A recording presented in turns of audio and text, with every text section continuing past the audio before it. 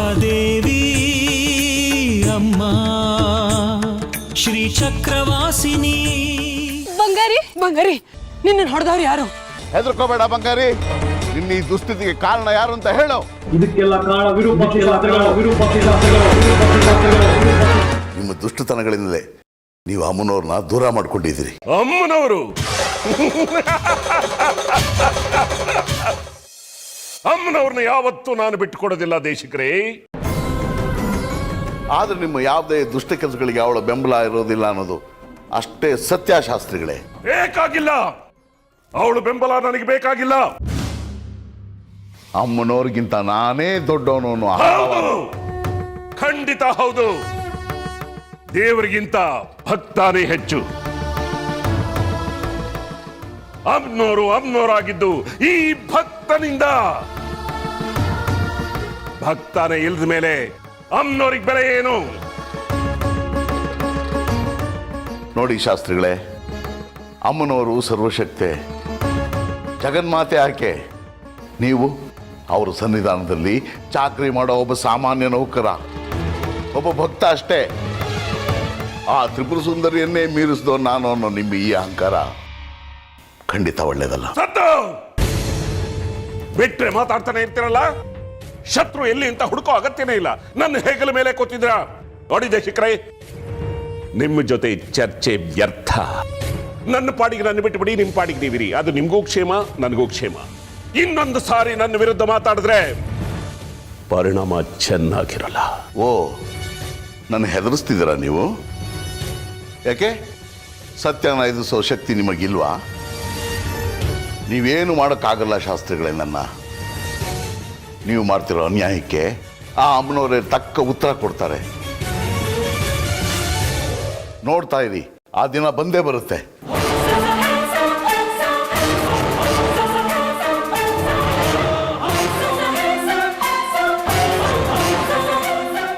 ಜಗ್ಗಿ, ಶಾಸ್ತ್ರಿಗಳೇ, ಮುಹೂರ್ತ ನಿಗದಿ ಮಾಡು. ಮುಂದಿಂದು ನಾನು ನೋಡ್ಕೊಳ್ತೀನಿ.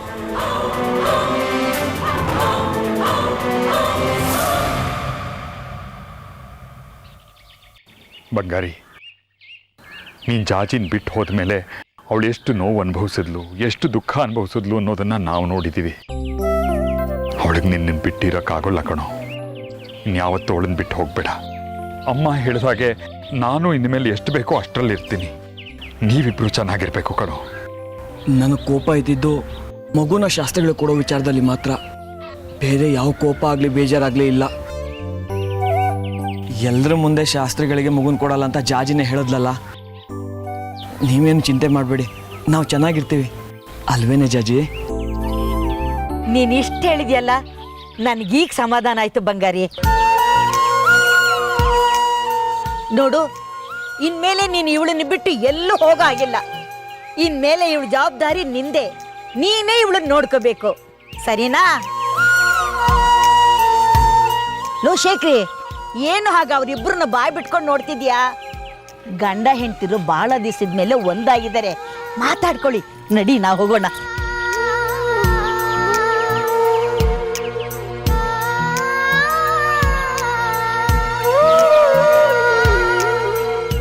ನನ್ನ ಕ್ಷಮಿಸಿದ್ಯಾ ಅಲ್ವೇನೋ ಬಂಗಾರಿ?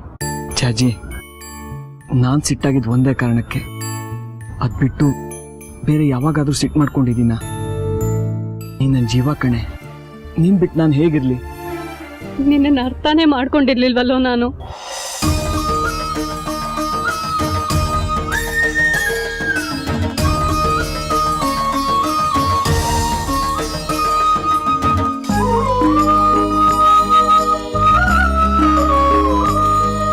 ಇಷ್ಟಕ್ಕಲ್ಲ ಆಡ್ತಾರೇನೆ ಹುಚ್ಚಿ. ಬಾ ಒಳಗಡೆ ಹೋಗೋಣ. ಜಾಜಿ ಬಂದೇ ಇರು. ಎಲ್ಲಿಗೋ? ಎಲ್ಲಿಗೆ ಏನು ಅಂತ ಕೇಳೋ ಹಾಗಿಲ್ಲ. ನಾನು ನಿಂಗೆ ಏನೋ ತರೋದಿದೆ, ಅದನ್ನ ನೋಡ್ರಿ ತುಂಬಾ ಖುಷಿ ಪಡ್ತೀಯ. ಏ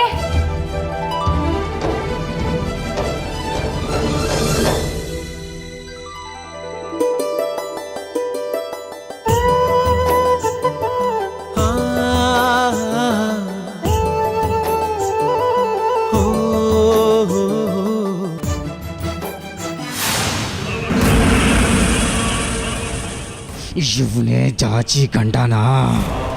ಅಂದರೆ ಜಾಜಿ ತುಂಬ ನಂಬೋದು ಇವನನ್ನೇ. ಇವನೇ ಸರಿಯಾದ ವ್ಯಕ್ತಿ. ನಾನು ಇವನನ್ನೇ ಆರಿಸ್ಕೊಳ್ತೀನಿ.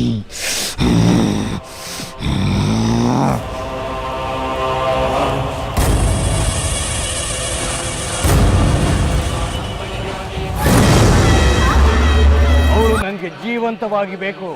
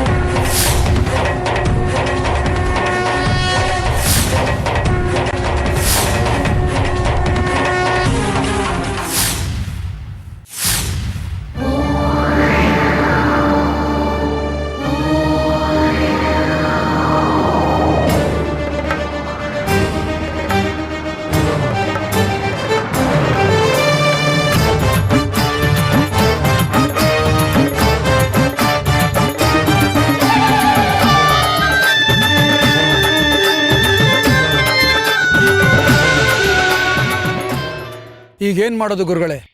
ಆ ಕುರೂಪಿ ನಿಮ್ಮ ಮಾತು ಕೇಳೋದಕ್ಕೆ ತಯಾರಿಲ್ಲ. ಅವನದೇ ದಾರಿ ಹಿಡ್ಕೊಂಡ್ಬಿಟ್ಟಿದ್ದಾನೆ. ಹೌದು ಮಣಿಕಂಠ, ಆ ಕುರೂಪಿ ನನ್ನ ಕೋಳಿಗೆ ಉಳ್ಳಾಗ್ಬಿಟ್ಟಿದ್ದಾನೆ. ನಾನು ಅವನನ್ನು ಸೃಷ್ಟಿಸಿದ್ರೆ ಅವನು ನನಗೆ ವಿರುದ್ಧವಾಗಿದ್ದಾನೆ. ಈ ಕಾಲ ರುದ್ರ ಸಿದ್ದೇಶ್ವರ ಕಡ್ಕಿಗೆ ವಿರುದ್ಧವಾಗಿದ್ದಾನೆ. ನಾನು ಹೇಳಿದ್ದೆ ಒಂದು, ಅವನು ಮಾಡ್ತಿರೋದೇ ಇನ್ನೊಂದು. ಅವನು ನಮ್ಮ ನಿಯಂತ್ರಣ ತಪ್ಪು ಹೋಗ್ಬಿಟ್ಟಿದ್ದಾನೆ. ಈಗ ಅವನು ನಾವು ಹೇಳ್ದಾಗೆ ಒಂದು ಜಾಜಿನ ಅಪಹರಿಸಬೇಕು, ಇಲ್ಲ ಸುಮ್ಮನಿರ್ಬೇಕು. ಆದ್ರೆ ಅವನು ನೋಡಿದ್ರೆ ಜಾಜಿ ಮೇಲೆ ತಿರುಗಿ ಬಿದ್ದಿದ್ದಾನೆ. ಅದೇ ನಮ್ಗೆ ತೊಂದರೆ ಆಗಿರೋದು. ಅವನೇನಾದ್ರೂ ಅವಳಿಗೆ ಅಪಾಯ ಮಾಡಿಬಿಟ್ರೆ ಶ್ರೀಚಕ್ರ ನಮ್ಮ ಕೈ ತಪ್ಪು ಹೋಗುತ್ತೆ. ಜಾಜಿಯ ಪ್ರಸವವಾಗೋವರೆಗೂ ಅವಳು ನಮ್ಮ ಅಧೀನದಲ್ಲಿರ್ಬೇಕು. ಅವಳಿಗೆ ಏನೂ ಆಗ್ಬಾರ್ದು. ಆದ್ರೆ ಶ್ರೀಚಕ್ರ ಜನನ ಆಗೋವರೆಗೂ ಅವಳು ಬದುಕಿರ್ಬೇಕಲ್ಲ. ಅವಳನ್ನ ಕುರೂಪಿಯಿಂದ ಕಾಪಾಡೋದು ಹೇಗೆ? ಕುರೂಪಿನ ಜಾಜಿ ಹತ್ರ ಹೋಗ್ದಿರೋ ಹಾಗೆ ತಡಿಬೇಕು. ಅವನು ಅವಳನ್ನ ಯಾವುದೇ ಕಾರಣಕ್ಕೂ ಭೇಟಿ ಆಗ್ಬಾರ್ದು.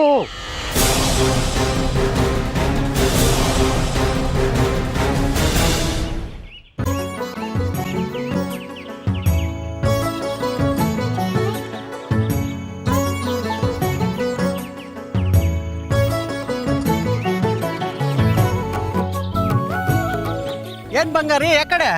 ಮನೆಗೆ. ಏನತ್ ಕೈಯಲ್ಲಿ? ಓ, ಮಾವಿನ ಹಣ್ಣು. ಏನಪ್ಪ ವಿಶೇಷ? ಅದು ಹೇಳಪ್ಪ, ಏನಾದ್ರೂ ಹೊಸ ಸುದ್ದಿ ಇದೆಯಾ? ಹೆಂಗೆ? ನನ್ನ ಹೆಂಡತಿ ಬಸ್ರಿ, ಅದಕ್ಕೆ ಅವಳಿಗೆ ತಗೊಂಡೋಗಿ ಕೊಡ್ಬೇಕು. ಓಹೋ, ಪರವಾಗಿಲ್ಲ ಕಣಯ್ಯ, ಸಂಸಾರಸ್ಥ ಆಗ್ಬಿಟ್ಟೆ. ಹೋಗು ಹೋಗು, ಮೊದಲು ತಗೊಂಡೋಗಿ ನಿನ್ನ ಹೆಂಡತಿ ಕೊಡು, ಖುಷಿ ಪಡ್ತಾಳೆ.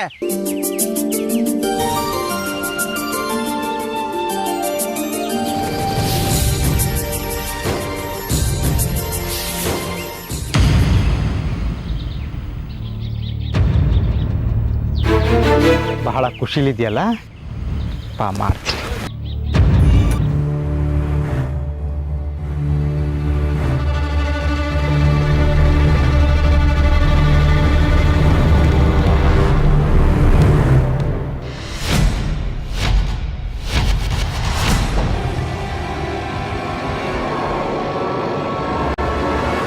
ನನ್ನನ್ನು ಯಾಕೆ ತಡೀತಿದ್ದೀರಾ? ಬಿಡಿ ನನ್ನ. ನೀನ್ ವೇಷ ಮರ್ಸ್ಕೊಂಡು ಓಡಾಡಿದ್ರೆ ನನ್ಗೆ ಗೊತ್ತಾಗಲ್ಲ ಅನ್ಕೊಂಡಿದ್ಯಾ ಕುರುಪಿ? ನನ್ನ ಆಜ್ಞೆ ಮೀರಿ ನೀನು ಎಲ್ಲೂ ಹೋಗೋ ಆಗಿಲ್ಲ ಕುರುಪಿ. ನನ್ನ ಪ್ರತೀಕಾರದ ಹಾದಿಗೆ ಅಡ್ಡವಾಗಬೇಡಿ, ಬಿಡಿ ನನ್ನ. ಈ ಕುರುಪಿನ ಅಡ್ಡ ಹಾಕೊಂಡವ್ರು ಯಾರು ಬದುಕುಳಿದಿಲ್ಲ. ನಾನು ಜಾಜಿ ರಕ್ತ ನೋಡಿದ ಮೇಲೆ ನನ್ನ ರೋಷ ಕಡಿಮೆ ಆಗೋದು.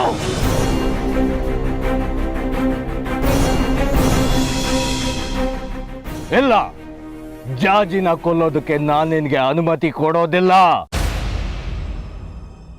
ಅವಳು ನನಗೆ ಜೀವಂತವಾಗಿ ಬೇಕು.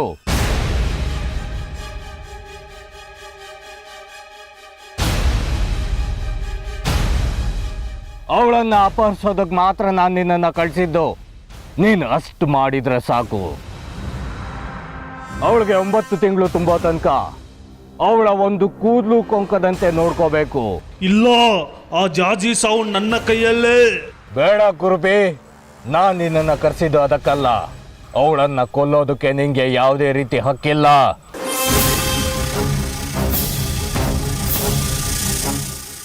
ನೀವು ಕರೆಸಿದ ಬೇರೆ ಕಾರಣಕ್ಕಿರ್ಬೋದು, ಆದ್ರೆ ನಾನು ನಿಮ್ ಕೆಲಸ ಮಾಡಕ್ ಹೊರಟಿಲ್ಲ. ನನ್ನ ಕೆಲಸನೇ ಬೇರೆ, ನನ್ನ ಗುರಿನೇ ಬೇರೆ. ಆದ್ರೆ ನಿನ್ನನ್ನು ಆವಾಹನೆ ಮಾಡಿ ಕರೆಸಿದ್ದೆ ನನ್ನ ಕೆಲಸಕ್ಕಲ್ವಾ ಕುರುಪಿ? ನೀವು ಆವಾಹನೆ ಮಾಡಿದ್ದು ಆಯ್ತು, ನಾನು ನಿಮ್ ಕೆಲಸ ಮಾಡೋದಕ್ಕೆ ಪ್ರಯತ್ನ ಪಟ್ಟಿದ್ದು ಆಯ್ತು. ಆದ್ರೆ ಆ ಹಂತದಲ್ಲೇ ಜಾಜಿ ನನ್ನನ್ನು ಸೋಲ್ತಿದ್ದು. ನನಗೆ ಅವಮಾನ ಮಾಡಿದ್ದ ಆ ಹೆಣ್ಣನ್ನು ಉಳಿಸೋದಿಲ್ಲ. ದಾರಿ ಬಿಡಿ. ಅವಳನ್ನ ಅಪಹರಿಸೋದಕ್ಕೆ ಬಂದವ್ ನೀನು, ಅವಳನ್ನ ಕೊಲ್ತೀನಿ ಅನ್ನೋ ಹಾಗಿಲ್ಲ.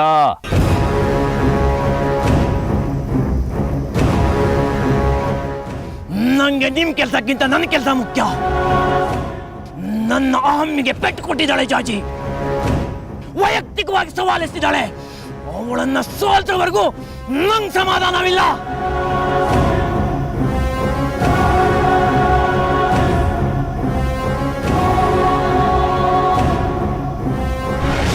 ನಾನು ಕ್ಷುದ್ರ ಶಕ್ತಿ. ಹೆಣ್ಣಿಗೆ ಸೋತು ನನ್ನ ಲೋಕದಲ್ಲಿ ಮರ್ಯಾದೆ ಇಲ್ಲ. ನನ್ನ ಅಸ್ತಿತ್ವನ ಉಳಿಸ್ಕೋಬೇಕಾದ್ರೆ ನಾನು ಜಾಜಿ ಸೋಲಿಸ್ಬೇಕು. ಅವಳ ಸೋಲು, ಅವಳ ಸಾವು, ಅವಳ ಸಾವಿನ ಸುದ್ದಿ ಸಮೇತ ಬರ್ತೀನಿ. ಆದ್ರೆ ನೀನು ಅವಳನ್ನ ಗೆಲ್ಲಲಾರೆ. ಗೊತ್ತು, ನನ್ನ ಪ್ರಬಲತೆ ಮತ್ತು ನನ್ನ ದುರ್ಬಲತೆ ನನಗೆ ಗೊತ್ತು. ಸೂರ್ಯ ಮುಳುಗೋವರೆಗೂ ನಾನೇನು ಮಾಡಲಾರೆ. ಆದ್ರೆ ಸೂರ್ಯ ಮುಳುಗಿದ ತಕ್ಷಣ ನನ್ನ ಪ್ರಬಲತೆ ಹೆಚ್ಚಾಗುತ್ತೆ. ನಾನು ಅವಳ ಮುಗಿಸಬಲ್ಲೆ, ನಾನು ಅವಳ ಕೊಲ್ಲಬಲ್ಲೆ.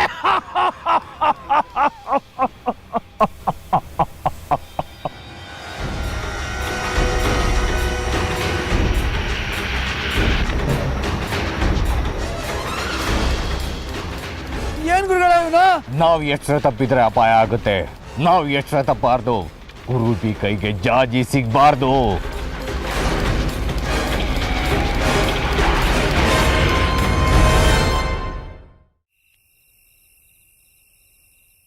ಜಾಜಿ, ಜಾಜಿ.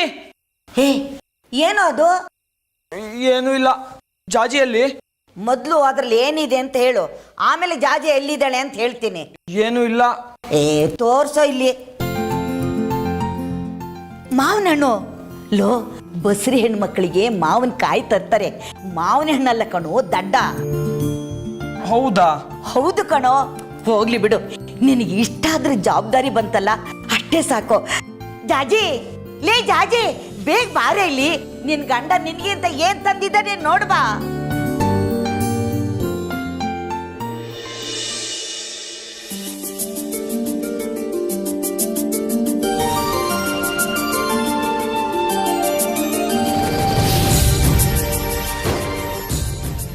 ಏನೋ ತರೋದಕ್ಕೆ ಅಂತ ಹೋಗಿದ್ದಿದ್ದಕ್ಕೇನಾ?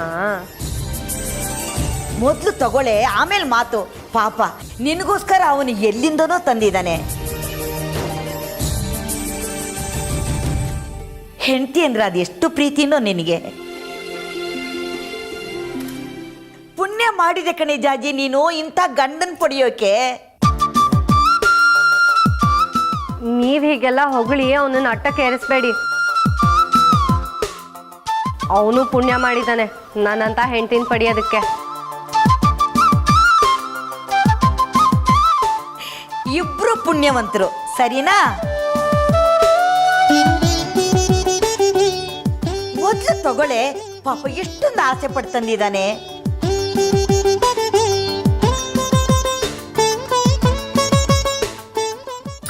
ಕೊಡಲ್ಲ. ಏ ಹೆಂಡತಿಗೆ ಅಂತ ಮಾವಿನ ಹಣ್ಣು ತಂದು ಇದೇನೋ ನಿನ್ನ ನಾಟ. ಕೊಡೋ ಕೊಡೋ ಬಂಗಾರಿ. ಕೊಡಲ್ಲ. ನೋಡಿ ಅಜ್ಜಿ ಹೇಗ್ ಮಾಡ್ತಿದ್ದಾನೆ. ಕೊಡೋ. ಕೊಡಲ್ಲ. ಕೊಡಲ್ಲ ಅಂದ್ಮೇಲೆ ತಂದಿದ್ ಯಾಕೆ? ನಂಗೆ ಆಸೆ ಹುಡ್ಸಕ್ಕ? ಇದನ್ನ ಹಾಗೆ ಸುಮ್ಮನೆ ಕೊಡಲ್ಲ. ಮತ್ತೆ ನಿನ್ ಮುಂದೆ ಕರಡಿ ಕುಣಿಬೇಕಾ? ಕುಣಿ ನೋಡೋಣ. ಏ ಹೋಗ. ಕೊಡೋ ಮಾವಿನ ಹಣ್ಣು. ನೋಡಿದ್ರ ಅಜ್ಜಿ ಜಾಜಿ ಬಾಯಲ್ಲಿ ಹೆಂಗ್ ನೀರು ಬರ್ತಿದೆ? ಅದೆಷ್ಟು ಸದಾಯ್ತೀಯೋ ಬಂಗಾರಿ, ಕೊಡೋ. ಇದು ನಿನಗೆ ಬೇಕು ಅಂದ್ರೆ ನಾನು ನಿನಗೇನೋ ಹೇಳಬೇಕು, ನೀನು ಅದನ್ನ ಕೇಳಿಸ್ಕೋಬೇಕು. ಬಾ ನನ್ನ ಜೊತೆ. ಬರಲ್ಲ. ಏ ಹೋಗೆ, ಅದೇನು ಅಂತ ಕೇಳುವಗೆ. ನಾ ಬರಲ್ಲ. ಏ ಬಾರೆ. ಹುಚ್ಚುಡುಗರು.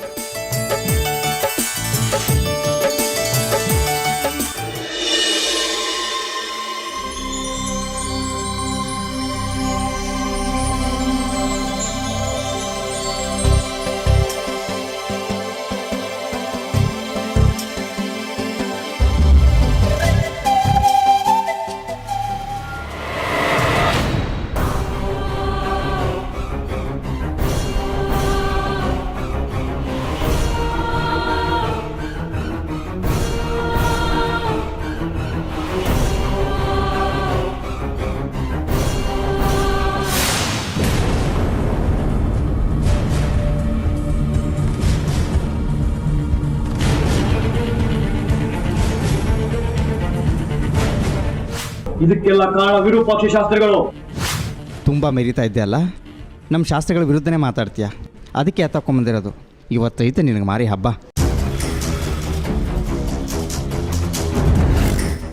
ಇನ್ನು ಮುಂದೆ ಶಾಸ್ತ್ರಗಳ ವಿರುದ್ಧ ಉಸಿರು ಎತ್ತಬಾರ್ದು. ಹಾಗೆ ಬುದ್ಧಿ ಕಲಿಸ್ತೀನಿ, ನೋಡ್ತಾ ಇರು.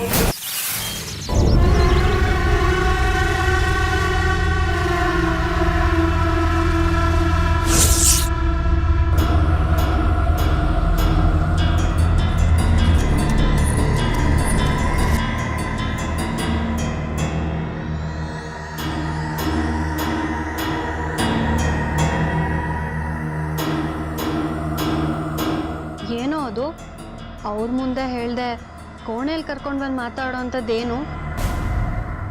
ಅಜ್ಜಿ ಇದ್ದಾರೆ ಅನ್ನೋದಿಲ್ಲ, ಏನಿಲ್ಲ. ಅವ್ರ ಮುಂದೆ ಹಾಗೆಲ್ಲ ಅಂತಾರೇನೋ? ಅವ್ರು ಹೇಗೆ ನಗ್ತಿದ್ರು ಗೊತ್ತಾ? ನಿಂಗಂತೂ ಸ್ವಲ್ಪನೂ ನಾಚಿಕೆ ಇಲ್ಲ, ಏನಿಲ್ಲ.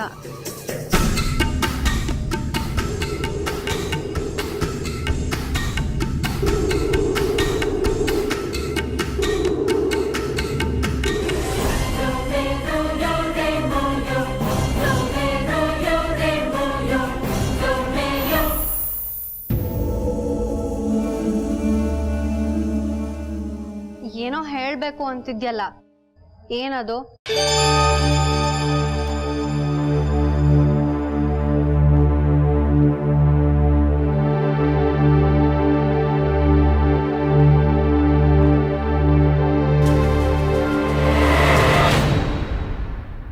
ಇದನ್ನ ಕೊಡೋದಕ್ಕೆ ಕೋಣೆಗೆ ಬರ್ಬೇಕಾಗಿತ್ತಾ? ಅಲ್ಲೇ ಕೊಡ್ಬೋದಿತ್ತಲ್ಲ. ಅಜ್ಜಿ ಏನು ಅನ್ಕೊಂಡ್ರೋ ಏನೋ.